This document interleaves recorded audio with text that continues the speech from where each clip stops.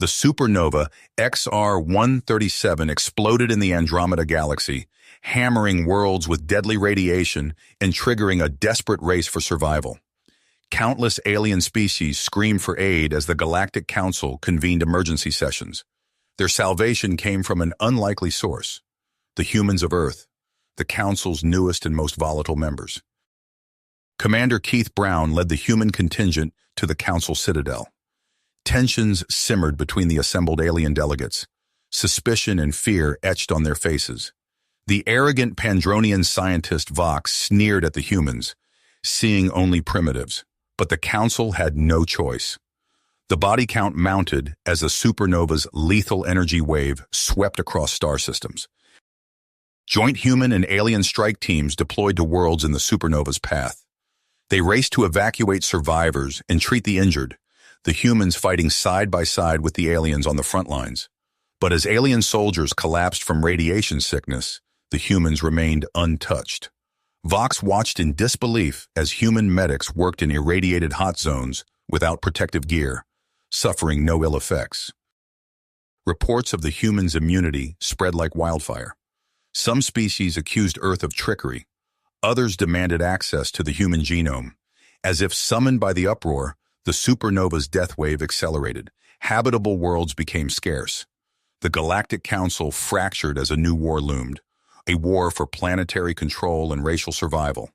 And the humans were caught in the middle, their secret both a beacon of hope and a bullseye on their backs. As the evacuation of New Eden unfolded, Brown and Vox worked feverishly in the colony's research facility. They subjected human soldiers to rigorous tests, comparing their cellular responses to samples from other species. The results were undeniable.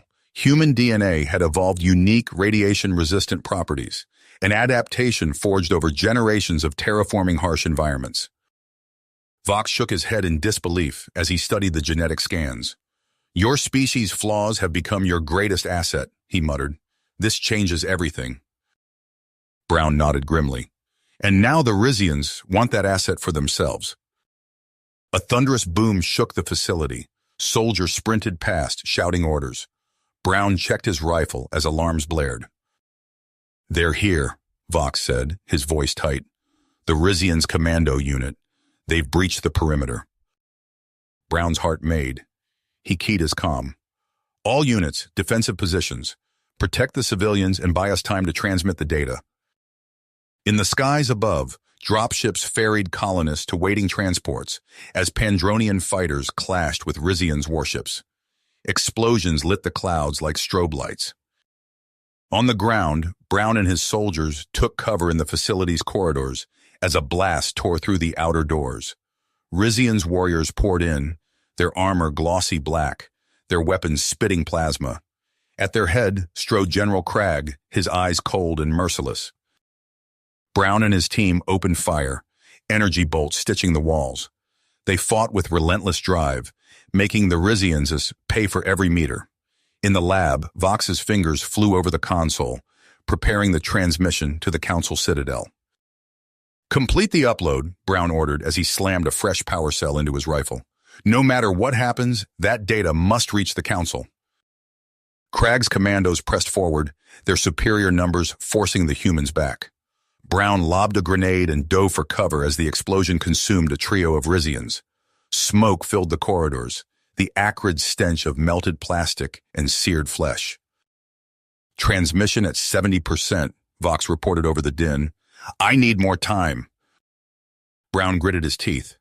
He knew what had to be done. "Fall back to the lab," he commanded his soldiers. "Protect Vox. I'll hold them here." His troops hesitated, unwilling to abandon their leader. Brown fixed them with an unwavering focus. "That's an order. Go!" As his soldiers retreated, Brown turned to face the oncoming Rizians. He stood alone in the corridor, a solitary figure against an armored tide. Cragg emerged from the smoke, his teeth bared in a predatory grin. "Surrender, human," the general growled. "You're outmatched." Brown raised his rifle. "We'll see about that." They clashed in a storm of fire and fury, two warriors locked in a deadly duel. Brown fought with skill and tenacity, dodging energy blasts and striking back with precise shots. But Crag was relentless, his armor absorbing the hits, his return fire unceasing. In the lab, Vox watched the upload bar crawl towards completion. 95%, 98%. An explosion rocked the room as Rizian's warriors breached the doors, only to be met by a hail of human gunfire. "Got it!" Vox yelled as the progress hit 100%. "Transmission complete!" In the corridor, a plasma bolt caught Brown in the shoulder, spinning him around. He hit the ground hard, his rifle clattering away. Crag loomed over him, weapon leveled at his chest. "Your colony is lost, human," the general snarled. "And now, so are you." The world went black as an armored fist slammed into Brown's temple. Light years away in the halls of the Council Citadel, Ambassador Zala watched in grim silence as the transmission from New Eden played out on the screens. The gathered delegates erupted into chaos as the implications sank in. Some shouted for action, others for caution. Accusations flew like knives. Zala turned to face the triumvirate, her eyes hard as steel. "The path is clear," she declared. "We must stand with the humans. Together, we can end this war and secure our future."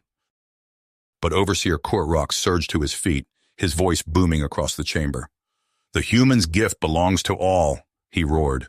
"By force, if need be." As the council descended into turmoil, Zala looked to Archon Cyrix, seeking his counsel. But the ascended leader merely steepled his fingers, his expression unreadable. "The humans are still an unknown," Cyrix mused, "and in these troubled times, the unknown can be the deadliest variable of all." The council chamber erupted into chaos as Zala's words hung in the air. Delegates shouted over each other, fists pounding on desks. Overseer Kor'rak's face contorted with rage as he bellowed for order. Amidst the tumult, a figure emerged from the shadows. Ambassador Saren of the Kalanath glided forward, her form shimmering with ethereal energy. The chamber fell silent as she spoke, her voice resonating with otherworldly calm. "We stand at a crossroads," Saren intoned. "The humans represent both peril and possibility. Before we choose a path, we must understand." Archon Cyrix nodded slowly. "What do you propose, Ambassador?" "A joint expedition," Saren replied, "to study the humans in their natural habitat." Vox's antennae twitched with interest. She saw an opportunity and seized it. "I volunteer to lead the mission," she declared, stepping forward. "My expertise in xenobiology makes me uniquely qualified." Kor'rak sneered. "A Pandronian? Absurd! We cannot trust—" "Agreed," Cyrix interrupted, silencing the overseer. "Assemble your team, Dr. Vox. You depart in 2 cycles." As the council adjourned, Vox felt a hand on her arm. She turned to find Ambassador Zala, her eyes darting furtively. "Walk with me," Zala whispered. They strolled through the Citadel's winding corridors, Zala's voice barely audible. "Commander Brown lives. Crag holds him on the Rizian's homeworld. If you can free him, the Pandronians will back Earth fully." Vox's mind raced. A rescue mission right under the Council's nose? The risks were astronomical, but the potential rewards. "I'll do it," she said. Days later, Vox's ship touched down on the dusty surface of Frontier Base. The remote human outpost was a collection of prefab structures and terraforming equipment, surrounded by red rock and swirling dust. As Vox disembarked with her team, Lux, Ixal, and the Rizian's liaison Drux, a group of humans approached. Their leader, a weathered man with graying hair, extended his hand. "Welcome to our humble home," he said. "I'm Administrator Chen. We're honored to host your expedition." Vox shook his hand, marveling at the casual physical contact. "Thank you, Administrator. We're eager to begin our work." Over the following days, Vox and her team conducted a battery of tests on the human colonists. They analyzed blood samples, measured radiation levels, and observed the settlers' daily routines. Vox was continually amazed by the humans' resilience in the harsh environment. One evening, as Vox reviewed data in the makeshift lab, she heard a commotion outside. She emerged to find Ixal, the Kalanath observer, engaged in an impromptu music session with a young human girl. The child strummed a battered guitar while Ixal's energy form pulsed in harmony, creating an otherworldly melody. Her name is Lila, Administrator Chen explained, appearing at Vox's side. She's quite taken with your colleague. Vox nodded, intrigued by the unexpected cultural exchange. But before she could respond, alarms blared throughout the base. Smoke billowed from the lab behind her. "Fire!" someone shouted. "Evacuate!" As colonists streamed from the buildings, Vox spotted Drux slipping away from the lab, a guilty expression on his face. She grabbed his arm. "What did you do?" Drux snarled, shoving her away. "The humans are a threat. They must be discredited." Their argument was cut short by a piercing scream. Lila was trapped in the burning lab, flames licking at the door. Without hesitation, Ixal surged forward. Her energy form enveloped the girl, shielding her from the inferno. They burst through the flames. Lila clutched safely in Ixal's embrace. As the fire was extinguished and order restored, Vox stared in amazement at Ixal. The Kalanath's energy had coalesced into a solid form. She now possessed a physical body. "Impossible," Lux whispered, scanning Ixal with trembling hands. "The human contact, it's awakened something within her." Vox's mind whirled with the implications. If humans could unlock hidden potential in other species, the possibilities were staggering. This discovery could change everything. As Drux was led away in restraints, Vox's communicator chirped. A message from Zala flashed across the screen. "The pieces are in place. It's time to move." Vox looked up at her team, the newly corporeal Ixal, the awestruck Lux, and the grateful humans. She took a deep breath, steeling herself for what lay ahead. "Pack your gear," she announced. "We're not done yet. There's someone we need to rescue." Vox's heart raced as she input the final coordinates into the nav computer. The stolen Rizian's supply ship shuddered as it dropped out of hyperspace, the red orb of Zorg Prime looming before them. "Approaching outer defense perimeter," Lux reported from the co-pilot's seat. "Transmitting forged credentials. Now." Tense seconds ticked by as they waited for a response. Finally, a gruff voice crackled over the comm. "Supply vessel NAX 7, you are cleared for landing pad Delta 3. Collective sighs of relief filled the cramped cockpit. Vox glanced back at the human volunteers from Frontier Base, their faces a mix of willpower and barely concealed fear. Ixal's energy form pulsed softly, casting an ethereal glow over the interior. "Remember the plan," Vox said as they began their descent. "Lux, take teams 2 and 3 to the power core. Create as much chaos as you can. Ixal and I will find Brown." The ship touched down with a gentle thud. As the loading ramp lowered, Vox took a deep breath, adjusting her Rizian's disguise. "Move out." They split into their designated teams, moving with practiced precision through the sprawling research facility. Vox and Ixal made their way deeper into the complex, following the intel provided by Zala's network. Suddenly, alarms blared throughout the station. Lux's voice crackled in Vox's earpiece. "Charges set. You've got about 10 minutes before this place goes dark." Right on cue, the lights flickered and died, plunging the corridors into darkness. Emergency beacons cast an eerie red glow as Rizian's guards rushed past, oblivious to the infiltrators in their midst. Vox and Ixal pressed on, finally reaching a heavily fortified door. "This is it," Vox whispered. Ixal's form shifted, tendrils of energy probing the locking mechanism. With a soft click, the door slid open. The stench hit them first, blood, sweat, and despair. In the dim light, they saw a figure slumped against the far wall. Brown's once powerful frame was gaunt, his skin mottled with bruises and burns. "Commander," Vox said softly, kneeling beside him, "we're here to get you out." Brown's eyes fluttered open, unfocused. "Vox? How?" "Save your strength," she replied, cutting through his restraints. "We don't have much time." As Vox helped Brown to his feet, a cold voice rang out behind them. "I couldn't agree more." They turned to see General Cragg, flanked by a squad of elite guards, their weapons trained on the rescue team. "I must admit I'm impressed," Cragg sneered, "but your little jailbreak ends here." Time seemed to slow as Vox assessed their options. They were outnumbered, outgunned, with an injured Brown barely able to stand. That's when Ixal made her move. The Kalanath's energy form exploded outward, engulfing the Rizian soldiers in a blinding maelstrom. Crag roared in fury, firing wildly into the pulsing light.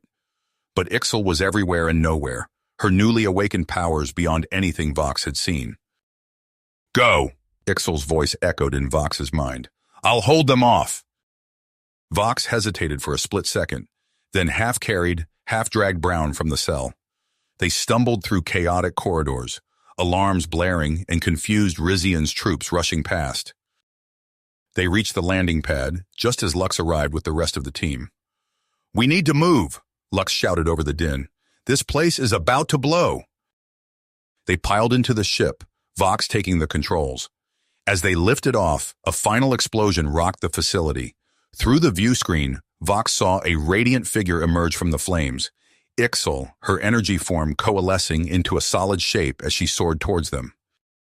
The ship's hull groaned as Ixal phased through, materializing in the cargo hold. "Let's not do that again," she said with a weary smile. As they broke atmosphere, Vox's fingers flew over the console, preparing the transmission to Zala, proof of their success and the key to turning the tide of war. In the medbay, Lux worked feverishly to stabilize Brown's condition. The human's eyes fluttered open, focusing on Vox. "Why?" he rasped. "Why risk everything for me?" Vox met his gaze, her voice steady. "Because united we stand a chance. Divided we all fall." A beep from the console interrupted them. "Incoming transmission," Lux called out.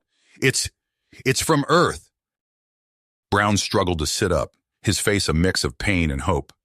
As the message began to play, Vox felt the weight of history settling upon them all. Whatever came next, the galaxy would never be the same. The message from Earth crackled through the ship's speakers, filling the air with static and anticipation. Commander Brown's eyes widened as he recognized the voice of Admiral Hernandez, his former superior. "To all Allied forces," Hernandez's voice rang out, clear and determined. "Operation Sunbreak is a go. I repeat, Sunbreak is live. All units converge on Rizian's Prime. This ends now." Vox's antennae twitched as she processed the implications. "They're launching the final offensive," she murmured, her gaze meeting Brown's. The commander nodded, a mix of pain and persistence etched across his face. "Then we better not miss the party," he said, struggling to his feet. Over the next hours, their stolen ship became a hive of activity. Lux worked tirelessly, synthesizing more of the human-derived radiation shielding for the entire team. Ixal, her new corporeal form still adjusting, focused on honing her energy manipulation abilities. As they dropped out of hyperspace above Rizian's Prime, the scale of the battle became clear. The sky was alive with weapons fire, human ships weaving between lumbering Rizian's cruisers. On the planet's surface, entire city blocks were aflame. Brown's voice cut through the chaos as he addressed the assembled strike team. "This is it, people. We're going in hot. Our target is the capital's central district. Intel suggests that's where Kurok is coordinating the defense." Vox stepped forward, her exoskeleton humming with power. "I'll take point on the initial drop. Ixal, you're our ace in the hole. Stay phased until we need you." The ship's bay doors opened, revealing the inferno below. Without hesitation, Vox leapt into the abyss, her team close behind. They plummeted through layers of anti-aircraft fire, the radiation shielding deflecting the worst of the barrage. They hit the ground hard, immediately engaging clusters of Rizian's defenders. Vox's augmented strength sent enemies flying, while Brown, still weakened but driven by sheer will, provided cover fire with brutal efficiency. Block by block, they fought their way towards the towering spire of the Rizian's command center. But as they approached, a deafening hum filled the air. The sky above them seemed to ripple and tear. "By the void," Lux whispered, his sensors going haywire. "They've activated some kind of weapon. The energy readings are off the charts." A blinding beam lanced down from orbit, carving a molten furrow through the city just meters from their position. The air crackled with ozone and the screams of the fallen. Brown's communicator sparked to life, Kor'rok's sneering face filling the screen. "Behold the fruits of our labor," the overseer gloated. "One shot from our singularity cannon, and your pathetic invasion crumbles. Surrender now, and perhaps I'll spare a few of your worlds." As Kor'rok's ultimatum hung in the air, Vox's mind raced. She turned to Brown, seeing the fierce dedication in his eyes. They both knew what had to be done. "I can get you there," Ixal said softly, her energy form pulsing with anticipation. Brown nodded, checking his weapons one last time. "Then let's not waste any more time." As Ixal enveloped the commander in her ethereal embrace, Vox grabbed his arm. "This is suicide," she hissed. Brown's lips quirked in a wry smile. "Probably," he agreed, "but it's our only shot." With that, they were gone, phasing through the chaos towards the orbital weapons control center. Vox watched them go, her heart heavy with the weight of what was to come. She turned to the rest of the team, her voice steady despite the turmoil within. "We press on," she ordered.